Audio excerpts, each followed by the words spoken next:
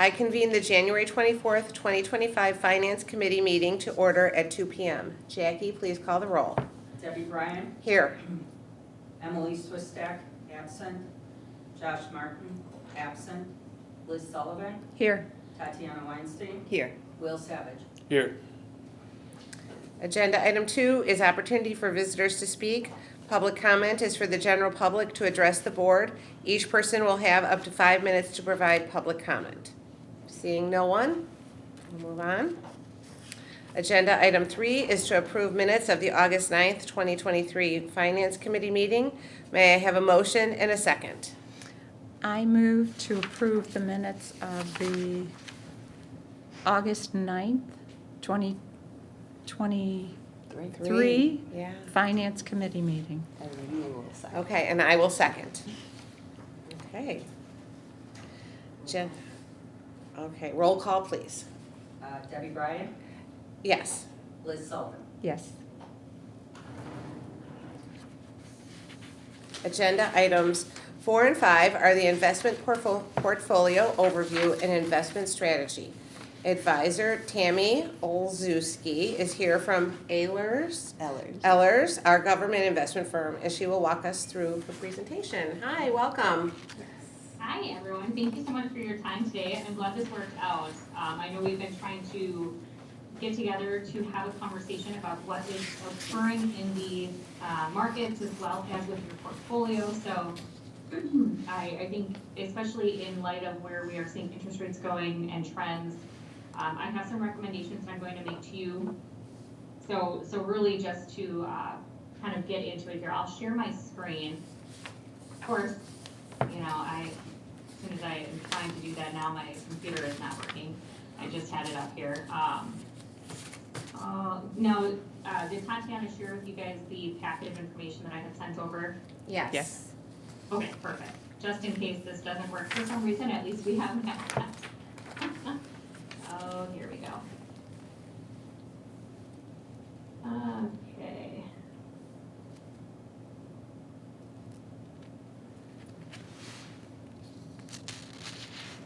You know, we're years into this and you'd think that we would be able to make this work, right? That's all right, take your time, Tammy. All right, there we go. So, as I mentioned, first off, we'll just go over a little bit. Oh, we don't see it. Oh, perfect. Ooh. Now do we see it? Yes. We see, yes, we do. Do you want to move back? Is this too close for you? No, You can this move is around. okay. I can Okay, even good. look at your computer Okay, too. that's Yeah. fine. Yeah, we're good, Tammy. Awesome. Okay, so, you know, as we start to think about what's going on in the economy, I'm sure some of you are witnessing what's going on or hearing things in the news. At the end of the day, things have been pretty stable if you look at employment or unemployment and inflation. All of that to say that inflation is still slightly higher than perhaps what the federal government or Fed funds, the FOMC is looking to achieve. So right now, when we are starting to think about where the economy is going, where interest rates are going, and what type of reinvestments we would suggest to the library district, a lot of our recommendation is based upon what we expect rates to do and if we are concerned about them shifting suddenly. So in 2019 as an example. Are you showing an example, Tammy? Because we only see the cover. Oh, really? Yes. Oh, boy. Okay, yep. Let's see if we can do this a different way here. There we All go. right, do you see this page? Yeah. Let's just, for some reason, when I switch to slideshow, it just freezes, so we'll keep it on this. Yeah, that's fine. I'll make That's it a fine. little larger for you. That works. Okay, so when you think about unemployment and inflation, we did see a peak, if you remember, back in 2019, and then of course, things went down to near zero, and all of a sudden COVID happened and a number of other factors, but suddenly unemployment shot through the roof, inflation became, it was like one of the highest they've had in decades. All of that to say that we've seen that start to come down. A lot of the rates that we're seeing in the interest rate or investment market are normalizing. Short-term rates oftentimes are based upon like a 3-month treasury bill. So we tend to look at the federal funds rate to drive some of our recommendations. And right now, the current target rate is about 4.25% to 4.5%. There is a meeting next week. This really is just, it's the rate that banks lend money to overnight to each other. So when you think about your cash that's sitting in the bank, if you're thinking about short-term liquidity options such as a treasury bill or even money market mutual funds, oftentimes those rates will track very closely to this federal funds rate. Now, back in 2019, the Illinois funds, right? You think about the, that's kind of a liquid provider, it's cash alternative essentially.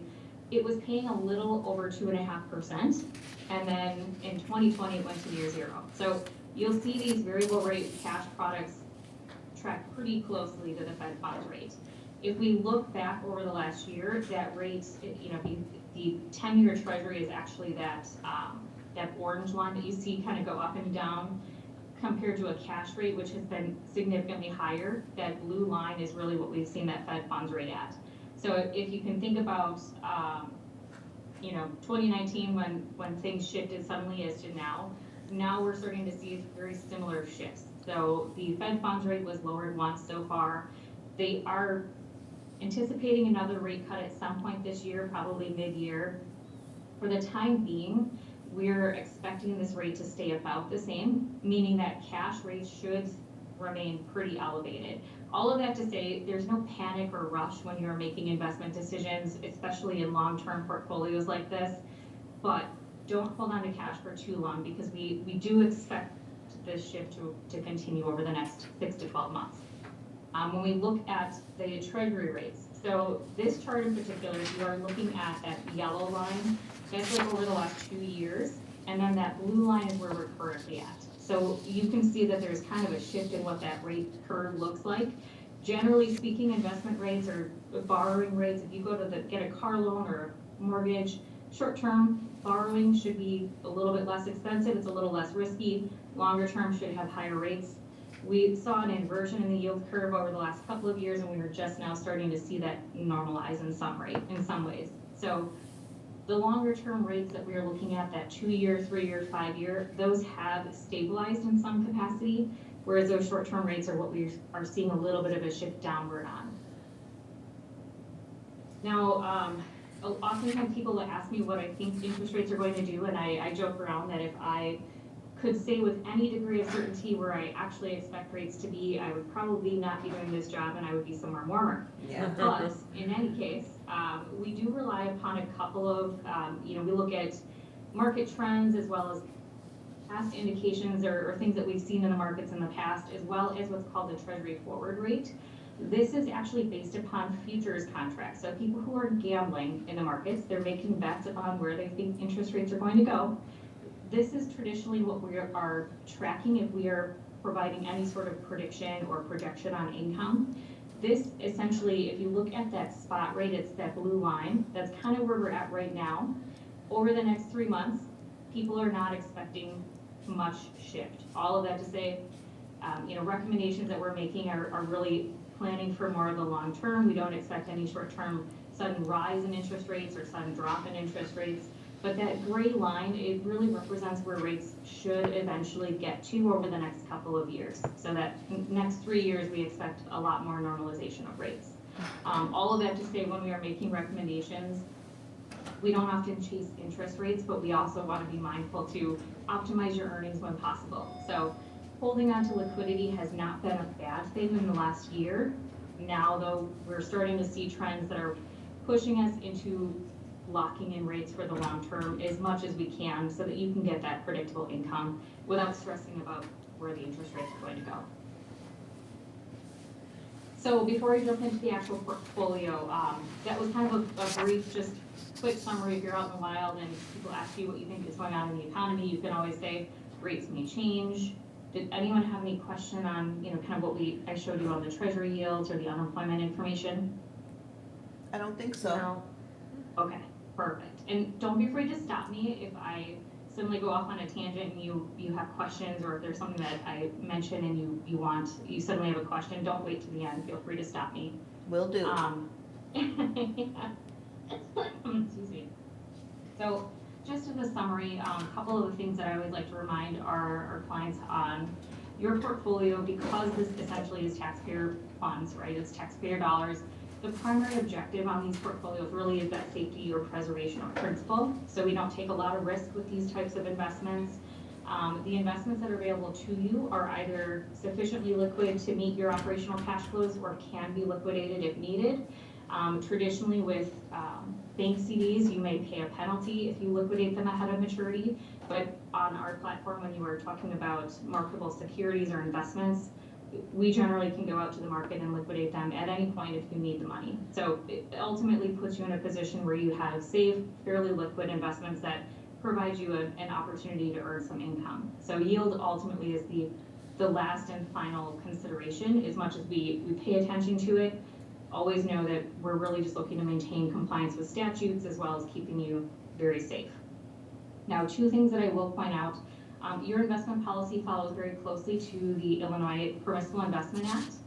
The one component that I'm going to recommend that we add in, and actually, Tatiana, I apologize, I feel like I may have meant to add it in last year, but that Sustainable Investment Act, there's some language we should add into the policy. Okay. So I will send that over to you. It really is just, when you are making investment decisions, it is asking that, especially with public funds, you are doing so in the best interest of, from an environmental standpoint, from corporate governance. So when you're working with somebody like myself, are we making good, safe investment decisions? Are we hiring in an appropriate manner? Are we doing the right thing in our community? So a lot of that, those factors, we'll add that into your policy for your review and approval. There's nothing too unusual in the policy itself. Many governmental organizations are actually adding sustainable investing features within their policies, so it's not anything too dissimilar. No, that sounds fine. Okay. Yeah, if you don't mind, yeah, just send me any language, and then that would go through our Personnel and Policy Committee with the Finance Committee's blessing. Mm-hmm. Yeah, and the language itself, I actually take it directly out of state statutes, and Perfect. I just include it in your, the portion where it's really just speaking to the investment standards. Okay, that's fine. Perfect. As far as any other policies, so when we are thinking about your overall investment program, oftentimes we are factoring in if you have any special fund balance policies or compliance parameters that we have to be mindful of. The good thing for you is there's nothing unusual in your policies. Everything seems to be in line with best practices. The one thing to keep in mind is as you do projects, we may adjust fund balances as per any project necessities. So those are a couple of things that we like to remind you guys about. Okay. From a reporting standpoint, we provide a monthly summary, and some of the detail that I'm going to cover in the next couple of slides are actually related to that monthly summary. If there's ever anything that your group would prefer to see, don't be afraid to ask. We are implementing a new reporting suite in the next month or two, and that will allow you to also adjust dates. So if you wanted to look at a quarterly summary or yearly summary, that will be available to you as well. So I wanted to make sure you are aware we have some new features coming out in the next couple of months. And then one of the things we'll talk about today is just that income projection for the next, it's 12 months looking forward, and then thinking about projects that might be coming up in 25 and 26. We're really starting to think about how we are trying to lengthen out your maturities to lock in rates when possible, while also being mindful of any funds that you may need out of your portfolio. Yeah, and I just want to, can I pause for 1 second? So, for Debbie's benefit, so last, I won't say last year, maybe a year prior, we used to have a finance committee meeting where a former employee, now retired at Ellers, would come and provide a portfolio overview. And I think what you were mentioning, Tammy, about a new reporting, that's something we could do quarterly with this committee as well, or like twice a year. Mm-hmm. Sound good? Yeah. Okay, yes. And I'm happy to join, if it comes down to it and you would like for me to be available via, virtually or in person over the year, I'm happy to join as well. Okay, So, great. Thank you. Yeah. All right, so just taking a peek at the summary, and I should actually point out, this report was, we started looking at this back in November, so now I'm realizing I put 2024 on there and I didn't update that. But really, when we look at these reviews, we like to do it in kind of a 1 year bucket, right? And you guys are kind of in the middle of your fiscal year at this point, so Yes. it's a good time to check in. So as we look at this, your portfolio average, and just to give you some clarity on the types of holdings that we are looking at, oftentimes it's treasury securities, government agencies, certificates of deposit, and that can be through your local bank, or we also have a national network of brokered CDs that we can purchase as well. Occasionally you'll see municipal debt obligations, but for the most part, we look across the various investment vehicles to make sure you're compliant. We like to see a little bit of diversification in there, meaning everything isn't just in CDs or just in cash or just in, some sort of treasury. But at any given point in the market, those different investment vehicles may be providing a different benefit or better yield. So when we are looking at this, your average maturity right now, or your average yield, is 4.3. This is falling slightly behind cash rates. So when we have a fixed rate portfolio, as interest rates rise, your fixed rate might fall slightly behind that. The benefit, of course, is as interest rates come down, your portfolio should stay slightly ahead of it. So it really is, you don't always see the advantage on the back end when interest rates are rising, but when things come back down is where you'll be more steady Eddie or consistent with the rate, and short-term rates are going to come down. So all of that to say, the portfolio maturity has been shortened pretty dramatically. We did that purposefully as you had some projects going on, as well as when interest rates are rising, it doesn't make sense to lengthen the portfolio out too long. Take advantage of those short-term increases as they occur. It has positioned you very well now moving forward. You have some cash that has accumulated over the last few months here that we are actually, I'll make a recommendation on before we leave today, just to try to lengthen this out and get you more predictability as interest rates come down, locking in as much of that as possible. So the maturity on the portfolio is under 1 year right now. We traditionally like to see it between 1 and 3 years, just to give you some background. Right now, and one of the things that we like to make sure you are aware of, when you look at that portfolio total at the bottom, so par value, the reason that looks so goofy as compared to the market value and cost, par value really only speaks to current investment holdings in the portfolio, so it's not factoring in cash. So you have a little bit of a money market, you have about $800,000 in money market funds, which is not factored into that par value, just so you know. So I wanted to point that out, but you'll see the market value and total cost should be pretty close to each other regardless.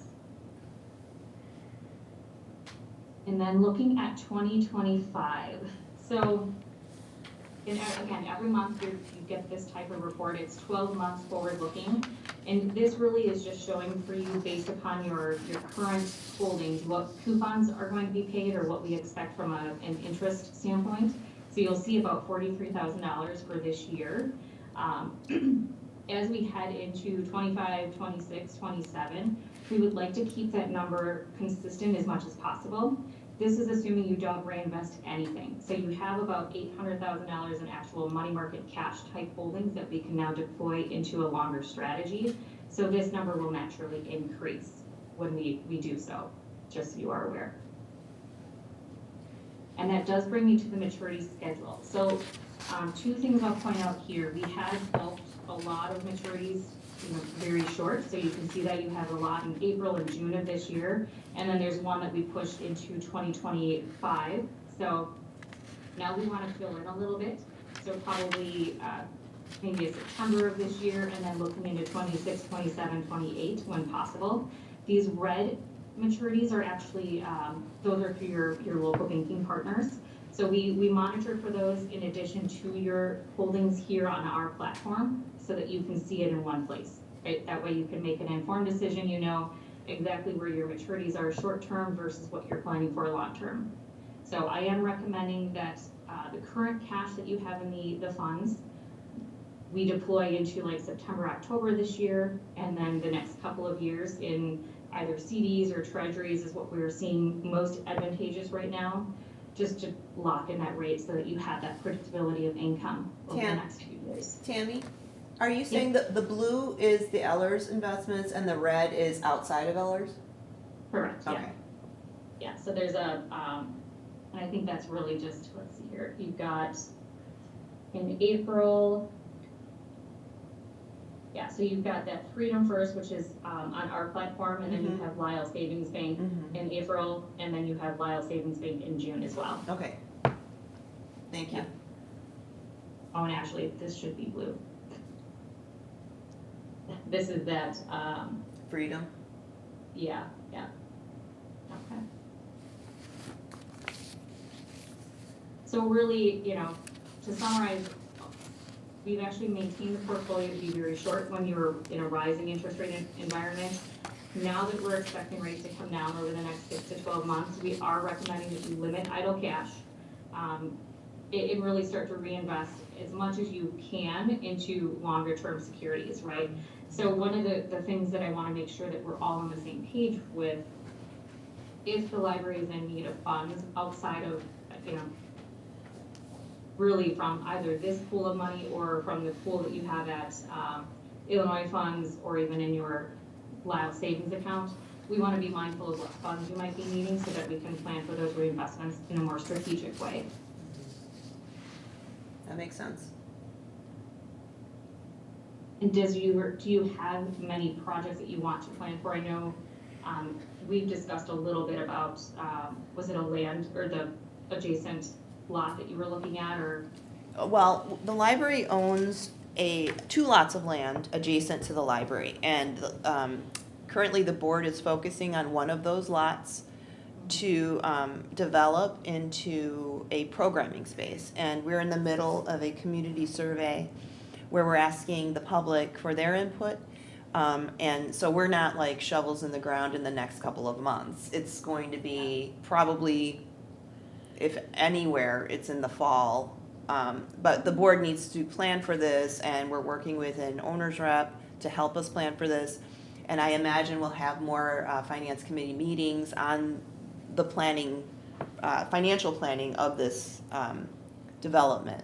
So this meeting that we're having today is kind of a refresh on the current financial situation everywhere in terms of like our investments and just like in American society in terms of what's happening. And then we will have to connect with our owner's rep in terms of like future planning for investments and making sure that we have enough liquid funds for whatever we have to like preliminarily start with, like an architect or an engineer or environmental study. I'm sure we'll need some funds right up front, but like I said, Yeah. not right away, not anywhere in the next month or two. Okay, perfect. And I think a lot of this too, you guys are set up with a fair amount of liquidity early this year, so you should have plenty of funds to cover any of those expenses as they come up. And what I would suggest that we do, since you had mentioned that even if you made a decision, right, it probably isn't going to be until fall, I would suggest that we keep about $250 to $350 in a maturity that is set perhaps for September or October, and the remaining that we push into 26 and 27. Does the committee feel like that's a reasonable? Yeah, that's actually what I was thinking, because just a short-term CD kind of a thing is what you're suggesting. Are you talking CD or Treasury, Tammy? Either one, and actually treasuries right now are slightly ahead of CDs. To give you an idea, and it's not a dramatic difference between them, but it's 10 to 20 basis points in many cases. So on the 6-month CD or treasury, it's pretty close, but I would almost recommend a treasury at this point just for, it's a little bit more liquid, say, than a CD. So Okay. if we had to go to the market and say, you need the money, we can go sell it early if need be, and it's a little bit more of an advantage. Okay. Okay. Do you have And any then for the questions? longer term options, I would suggest that we, and a lot of this will come down to what is available at the time of execution, right? But most of the treasuries on that 1 year, 2 year are outpacing CDs. Okay. Does the committee have any other questions or nothing? So I just wanted to say, so we have some investments with Ellers. We have CDs at Lisle Savings. We have some other funds in US Bank. We have a CD at US Bank, and we also have a money market at Lisle Savings. At Lisle Savings. So for our next meeting, we could, and I've shared this information with Tammy. So for our next meeting, I would recommend having another, like, very similar to what we're having here, but then reviewing all of our investments and seeing where we want to go. And by that time, we should have some more kind of insight into the planning with CCS Mark Rogers and moving forward. Does that make sense? Okay. And you received the other information I sent you, correct, Tammy? Okay. Yeah, yep, I do, and that's part of why, you probably are okay starting to lengthen maturities because you have significant cash, not only in the maturities coming up between now and June, but also between money market funds and just liquid funds that are available to you. Okay, great. Was that the end of the presentation? Yeah, so Okay. I just wanted to make sure, if you have any questions, you're welcome to send them our way.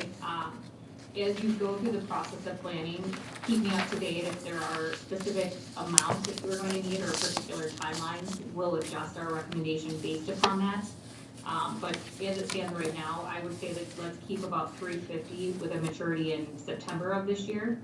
And then, the remaining amount, I would almost split, like early 2026 and early 2027, just so that you have a little bit of that lengthening of that maturity schedule. Did you say 350 or 250? 350. Okay. Yeah. So, and then the items that are gonna be mature in the next few months, will we just reinvest those? Is that what will happen? Yeah, in fact, what we'll do, I will send, traditionally how we have handled that, we will send Tatiana an email and just say, hey, in case anything has changed, right? It gives you an opportunity to say, either we need these funds at this timeline or we don't. If you don't need them, I would say we just start deploying them into that longer term strategy. Okay, and I think having more of these committee meetings, I know it's hard to schedule, but because we're kind of on the road to this development project, Right. It would be good to meet a little bit more often. And then, like I said, the next meeting, reviewing all of our CDs and at various banks and seeing what we want to do. Yeah, I think moving that's a forward. great idea. And knowing the maturity dates and all that stuff. Sound good? Yes, Okay. absolutely. All right. Well, if anything comes up after I get off the call, don't be afraid to let me know, but otherwise, I hope you guys have a nice weekend. Okay. And I'll send you an email, Tatiana, just to summarize, so we're on the same page. And I'll share with you. Okay, perfect. Okay. Well, thank you so Okay. much, Tammy. Thank you, Tammy. You're welcome. Okay. Thanks, everyone. Have a nice one. You too. Bye. Bye-bye. Okay. Well, that worked out. I'm glad that all of this worked out. Yeah, With them. absolutely. That They're was in good. Wisconsin. They're right over the border, Oh, so okay. Oh, okay. it's not always easy. And I don't know if you remember Ken, who used to come out. Yeah. Ken Herdeman. Yeah, he retired. So Tammy, who was already with them, moved up. So Okay, Okay. nice. really enjoy Nice. working with her. So Yeah, Great. yeah. Yeah, I thought that was explained very easily, understandable and good, yeah.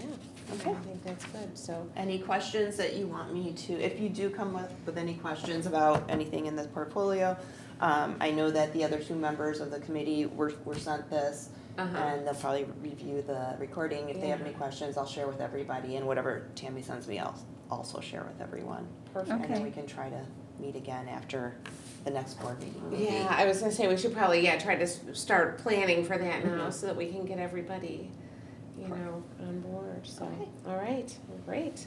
So is there anything else? Mm-mm. Okay, well, the last item is to adjourn. May I have a motion and a second, please? I move to adjourn. And I second. We are adjourning at? Oh, Roll we call. need to vote. Oh, roll call, sorry. Debbie Bryan Aye. and Liz Sullivan. Aye. Okay, the meeting is adjourned at 2:28 PM. Okay, lovely. Thank you. Thank you, everybody.